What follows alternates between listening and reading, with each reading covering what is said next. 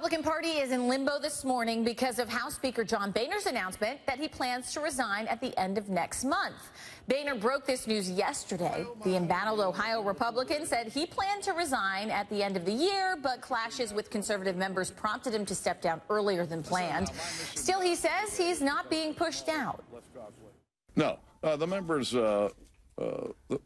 I'm glad I made this announcement at the conference with all of my Republican colleagues. Because it was a very good moment to help kind of rebuild the team. Listen, I feel good about what I've done. I know that every day I've tried to do the right things for the right reasons and try to do the right thing for the country. I like him. I wish he would have done it years ago. I wish he only had a 10-year dream. And I am tickled that he's gone. I can't say what's in that man's head. All we can do is bless the Pope and thank him for giving him the push. So that's just some of the reaction. This announcement came just a day after Boehner met with Pope Francis. Boehner praised his deputy, Kevin McCarthy, but said he wouldn't take part in the vote for his successor. President Obama praised Boehner and called him a good man. Well, digital correspondent Manu Raju joins us now from Chicago. Manu, good morning to you. You know, you wrote a CNN.com article about this.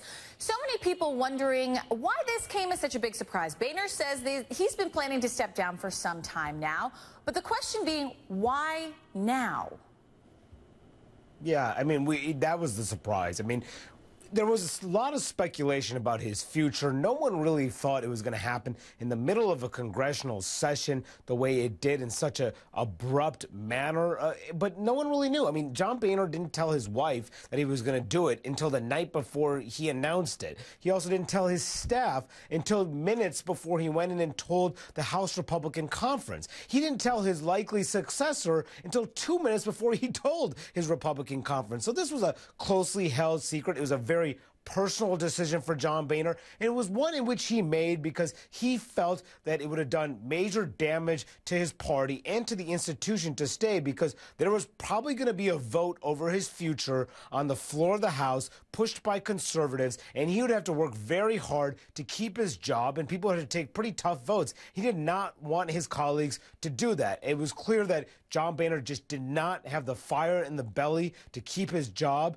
It was just really a huge surprise that it happened in such an abrupt manner, just a day after Pope Francis addressed the chamber in a historic session. Yeah, it caught everybody by surprise. It really did. I can say, being in the newsroom at the time, it certainly did. Let's talk a little bit about what this might mean for Congress and whether or not it could loosen up some of the gridlock we've seen. Yeah, it's a huge question about that. What's going to happen? We have to deal with raising the debt ceiling in the fall. We have a government shutdown fight at the end of next week. And we also have bigger term funding battles in the fall. He's going to have the next successor, the successor for John Boehner, is going to have to cut a lot of deals. We'll see if they'll be successful, given what happened to John Boehner. Speaking of that successor, early rumblings of who that might be? Likely Kevin McCarthy from California. He's currently the House Majority Leader. He appears to be in line to get that job. We'll see if he's challenged, however, from conservatives who are not happy with either McCarthy or John Boehner. Interesting to see how this plays out. Manu Raju from Chicago, thanks so much for being with us.